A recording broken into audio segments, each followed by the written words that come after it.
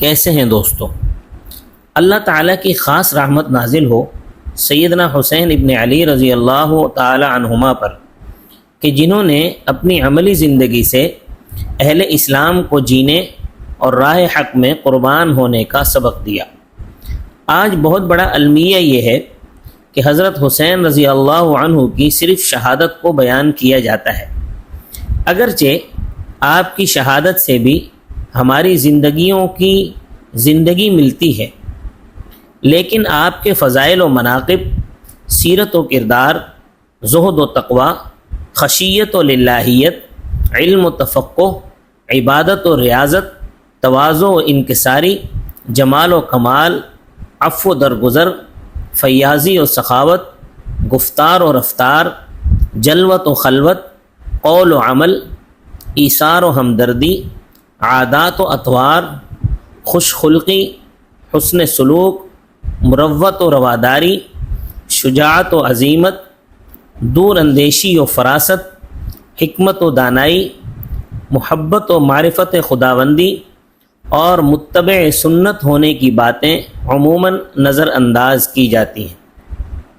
اس میں کوئی شک نہیں کہ آپ کو انتہائی بے دردی کے ساتھ شہید کیا گیا، لیکن یہ بات بھی سوچنے کی ہے کہ صرف شہادت کو بیان کرنا اور آپ کے اعلیٰ اخلاق، عمدہ اوصاف، بہترین کمالات کا تذکرہ نہ کرنا کیا اس بات کی طرف اشارہ نہیں کر رہا کہ لوگ حسینیت کو صرف بیان کرنا چاہتے ہیں، اپنانا نہیں چاہتے؟ آئیے اس جنتی نوجوانوں کے سردار کی زندگی کی چند پہلوؤں پر نظر ڈالتے ہیں اور اس کے بعد اپنے اپنے گریبانوں میں جھانک کر دیکھنے کی کوشش کرتے ہیں کہ ہم حسینی ہونے کے دعوے میں کس قدر سچے ہیں۔ پہلی چیز، کثرت عبادات۔ انسان کی زندگی کا مقصد خدائے ذوالجلال کی رضا اور خوشنودی ہے۔ اس کے حصول کے لیے سیدنا حسین ابن علی رضی اللہ عنہما باوجود کہ جنتی جوانوں کے سردار تھے، لیکن پھر بھی فرائض کی ادائیگی کے بعد کثرت کے ساتھ نوافل کا اہتمام فرماتے۔ فرض روزوں کے علاوہ کثرت کے ساتھ نفلی روزے رکھتے۔ آپ رضی اللہ تعالی عنہ نے 25 حج کیے، جن میں اکثر پیدل کیے ہیں۔ رات کے پہلے حصے میں حضرت حسن رضی اللہ عنہ عبادت فرماتے اور آخری حصے میں حضرت حسین اپنے اللہ کے حضور کھڑے ہو جاتے، رو رو کر دعائیں مانگتے، کثرت سے استغفار کرتے۔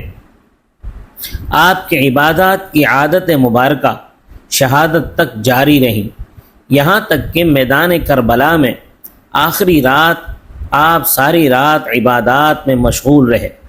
اتنے کٹھن حالات میں بھی نوافل، تلاوت، اذکار و اوراد، عاجزی و انکساری سے دعائیں مانگتے رہے۔ آپ کی عادت شریفہ تھی کہ آپ جب بھی سونے کے لیے بستر پر آتے تو سورۃ الکہف کی تلاوت فرماتے۔ سبق اس سے یہ ملتا ہے کہ کثرت عبادت ہمیشہ کرنی چاہیے۔ دوسری چیز، تواضع و انکساری۔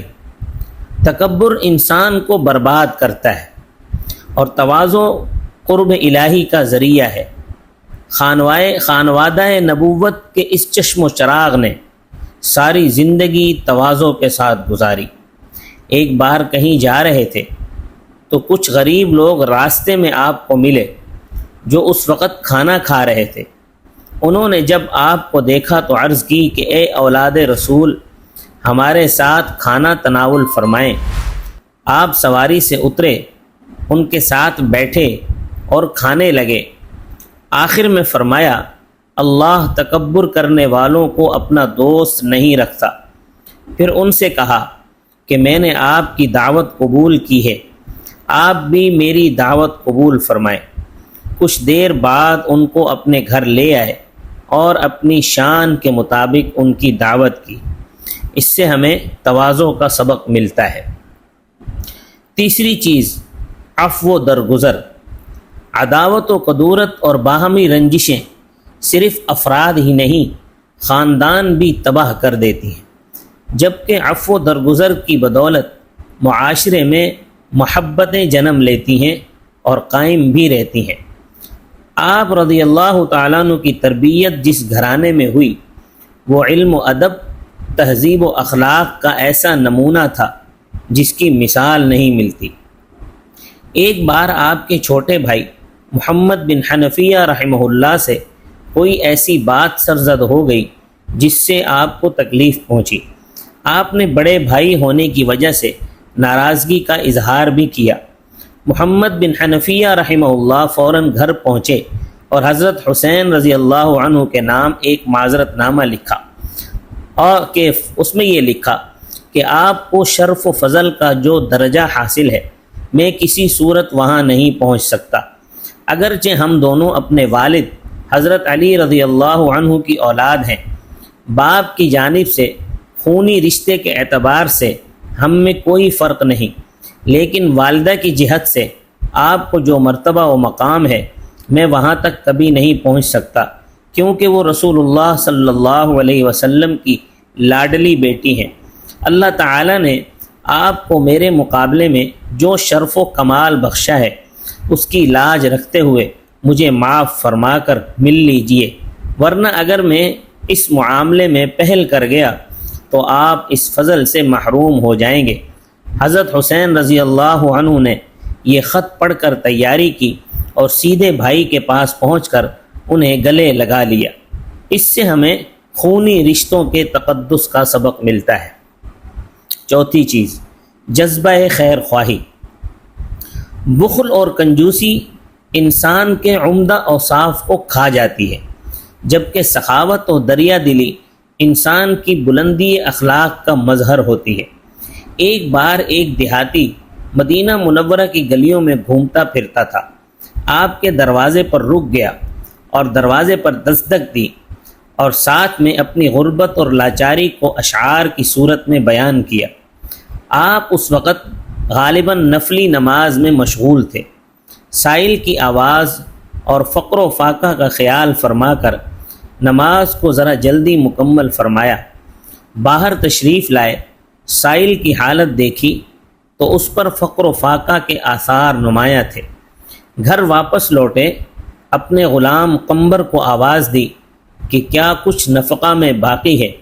انہوں نے عرض کی کہ آپ کے اہل خانہ کے لیے 200 دراہم رکھے ہوئے ہیں۔